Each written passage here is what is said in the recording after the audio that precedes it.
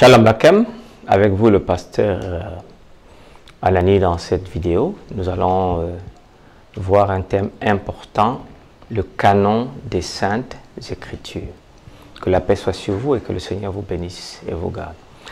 Le terme canon vient du grec canon. Et ça c'est très important parce qu'il signifie en premier lieu un roseau ou une baguette, puis règle. D'où nous pouvons dire une norme, une règle de la foi. Donc ça c'est le sens premier qu'on lui donnerait sur le plan étymologique. En deuxième lieu, il signifie une décision confirmée d'un concile ecclésiastique. Dans cette vidéo, je développe un chapitre de mon livre « Introduction à la critique textuelle du Nouveau Testament » que vous pouvez avoir à Amazon ou à lulu.com sans grande difficulté. Alors, lorsqu'on l'applique à la Bible, il désigne des livres qui ont été mesurés, trouvés satisfaisants et approuvés comme inspirés de Dieu, acceptés par la communauté. C'est donc, si nous le plaçons au niveau de la littérature, la Bible comme littérature, canon désigne la liste des livres bibliques officiellement reconnus par les Juifs et l'Église comme inspirés de Dieu. Il y a eu donc plusieurs canons à travers l'histoire.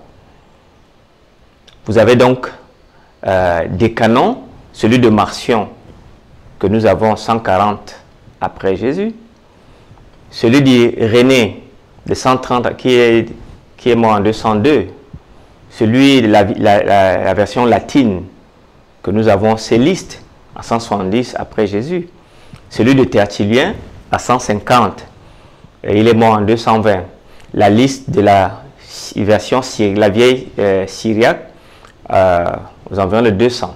Vous avez la liste d'Origène entre 185 et 254. Vous avez Hippolyte qui avait sa liste. Vous avez Eusèbe de Césarée.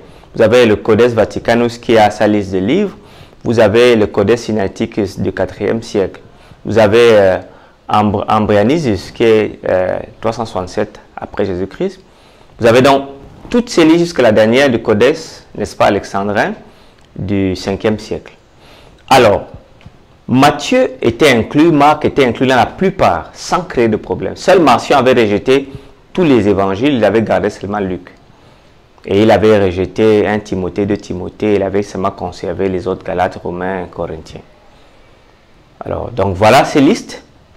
Il y avait des livres qui étaient disputés, la canonicité était douteuse. L'Apocalypse était inclus dans la plupart des canons, rejeté dans le canon de Marcion, et le pasteur d'Hermas était omis, Barnabas était omis, la Didache était omis. Dans la plupart des livres, ils avaient trouvé que ce n'était pas des livres canoniques. Et il y avait certains livres qui étaient totalement rejetés. Et donc voilà, tels que la Didache dans certains canons. Alors, nous allons donc voir qu'est-ce qu'est le canon et comment les choses sont arrivées, quels étaient les facteurs canoniques. Qu'est-ce qui fait d'un livre canonique et accepté comme Sainte Écriture? Tout d'abord, il faut comprendre que la canonisation fut un processus qui s'arrêta au début de l'histoire de l'Église à partir du 4e siècle. Premièrement, nous devons comprendre que l'hérésie des personnes comme Marcion, les gnostiques et les montanistes forcèrent l'Église aussi à avoir une liste agréée de livres pour la foi. Ainsi, pour Irénée, la règle de foi a préservé l'Église de l'erreur qui était énoncée dans les écrits hérétiques du 2e siècle. Donc, il fallait trouver quel livre qui devait être lu de façon universelle. La plupart des règles ou des croyances en ces régula fidei ou règles de foi se sont concentrées sur l'identité et l'œuvre de Jésus et ont été résumées sous une forme précoce se rapprochant du credo des apôtres qui est encore couramment cité dans les cultes chrétiens. D'abord, nous devons comprendre que dans le Nouveau Testament, nous voyons qu'il y avait une circulation d'écrits. 1 Thessaloniciens chapitre 5 verset 27 dit, je vous en conjure que le Seigneur, par le Seigneur, que cette lettre soit lue à tous les frères. Ça c'est Paul aux Thessaloniciens. Et il dira aux Colossiens, lorsque cette lettre aura été lue chez vous, faites en sorte que celle qui soit aussi lue dans l'église des Laodiciens et que vous lisiez à votre tour celle qui vous arrivera à Laodicée. Donc vous voyez, il y avait une circulation des lettres qui allaient ça et là. Et l'Apocalypse dit, ce que tu vois, écris-le dans un livre et envoie-le aux 7 églises à Éphèse, à Spirne, à Pergame, à Thyatire, à Sardes et à Philadelphie, à Laodicée. Donc les apôtres étaient impliqués dans un facteur épistolaire, et écrivaient à leurs oreilles, et par conséquent les lettres donc circulaient. Et à un moment donné, on a eu tellement de lettres, et des faux et des vrais, qu'il fallait, n'est-ce pas, tamiser quelle lettre était vraiment de l'apôtre ou pas. Alors donc, il y a eu donc des facteurs historiques qui ont contribué et qui ont conduit l'Église à finaliser ces collections sacrées, comprenant d'abord les persécutions romaines à l'échelle de l'Empire pendant les empires des siens, vers 250 et 251. Et persécution dioclétienne vers 303 à 313, 10 ans de persécution. Dans la persécution de Dioclétien, les chrétiens ont dû, sous la menace de mort, remettre leurs écrits sacrés aux autorités pour qu'ils les brûlent, selon les historiens Eusèbe de Césarée.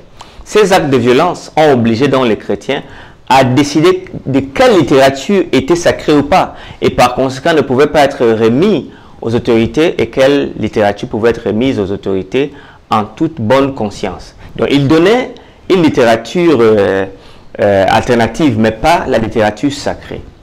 Donc voilà donc les premiers faits qui a permis qu'une liste des livres sacrés soit faite dans l'Empire romain. Les critères de sélection étaient très simples pour le Nouveau Testament. Il y avait l'apostolité. Plus un écrit donc était, n'est-ce pas, un écrit était écrit par un apôtre, plus facilement il était accepté dans le canon. Il y avait l'orthodoxie. Lorsque l'écrit s'accordait, pour ainsi dire, au canon de la foi, qu'on appelle le regula fide ou l'orthodoxie, le document était sérieusement pris en compte. Il y avait également l'Antiquité. Si le document était écrit durant la période apostolique ou recommandé par un de ces derniers, alors son inclusion était dans le canon certaine. Et nous avons donc ici cette citation du canon de Muratori. Mais Hermas écrivit le pasteur très récemment, durant nos temps dans la cité de Rome, tandis que l'évêque Pie, son frère, occupait la chaire épiscopale de l'église de la ville de Rome. Par conséquent, elle devrait être lue, mais pas de manière publique, que ce soit dans le peuple, dans l'église ou entre les prophètes, dont le nombre est complet, ou bien parmi les apôtres, car il vient après la période apostolique. Donc, vous voyez, ils avaient des principes bien clairs. Il y avait aussi l'usage. Un écrit était plus susceptible d'être inclus s'il était largement accepté et utilisé dans les églises de toutes les régions de l'Orient, de l'Occident. Ce critère semble avoir pesé lourd dans les listes d'Eusèbe, puisqu'il décrit comme reconnus ou contestés ou faux et donc rejetés. Pour Eusèbe, les livres qui étaient reconnus et acceptés dans la plupart des grandes églises étaient plus susceptibles d'être inclus dans le canon du Nouveau Testament. Ça, c'est très, très intéressant. Alors, pour l'Ancien Testament, le critère de canonicité est la conformité à la Torah. Parce que, rappelez-vous, Dieu a beaucoup travaillé en Genèse et Deutéronome. Et donc, ça devenait comme étant le vrai billet qui reconnaissait les faux billets. Donc, la conformité à la Torah était essentielle. L'ancienneté est un critère important de canonicité. Tous les livres qui sont postérieurs à Malachie, le livre du juste, Guerre, le livre de l'Éternel, sont là également, mais qui ne nous sont pas donnés, mais qui sont nommés dans la Bible. Josué chapitre 10 verset 13, 2 Samuel 1 verset 18, Nombre 21 verset 14. Nous ne savons pas qu'est-ce qu'ils sont devenus. La rédaction en hébreu ou en araméen constitue ainsi le critère pour les Juifs. Donc c'est la raison pour laquelle les livres comme ceux d'Enoch, qui est écrit en grec, ne sont pas acceptés parce qu'ils ne sont pas en hébreu. Les Maccabées également ne sont pas en hébreu. Par ailleurs, dans le canon de Clément, dit Eusèbe, Clément dit que l'épître hébreu est de Paul, qu'elle a été écrite aux Hébreux dans leur langue, mais que Luc l'a traduite avec soin et l'a publiée pour les Grecs. Voilà pourquoi on trouve la traduction de cet épître le même air qu'au livre des Actes. Dans les mêmes livres, Clément établit encore en ce qui regarde l'ordre des évangiles, la tradition des anciens presbytres, qui est la suivante. Il dit que les évangiles qui contiennent les généalogies furent écrites avec les autres. Jean, le dernier, fit un évangile spirituel. Il continue dans le livre 25 où il parle des écritures reconnues par tous et celles qui ne le sont pas. Alors, on n'a plus rédigé d'écrits canoniques depuis le règne d'Artaxerxès de 464 à 424, la période perse, c'est-à-dire depuis après l'époque de Malachie. Rien n'a jamais été ajouté aux 22 livres ou 39 livres de l'Ancien Testament. Mais l'Église catholique romaine et les pères de l'Église maintiennent la canonicité de 7 autres livres. Il s'agit de Tobie, de Judith, de Sagesse, Sagesse de Salomon, Ecclésiastique, Sagesse des fils de Sirac ou encore Siracide, Baruch et Lettres de Jérémie. 1 et 2 Maccabée, addition grecque à Esther et de plusieurs autres additions qui ne font pas partie du canon hébraïque palestinien, comme nous l'avons vu. Mais tous ces livres sont considérés comme des livres apocryphes par nous, mais pour eux comme deutérocanoniques. Alors, les livres spédigraphes n'apparaissent pas dans le texte massorétique, ne sont pas donc canoniques pour les protestants.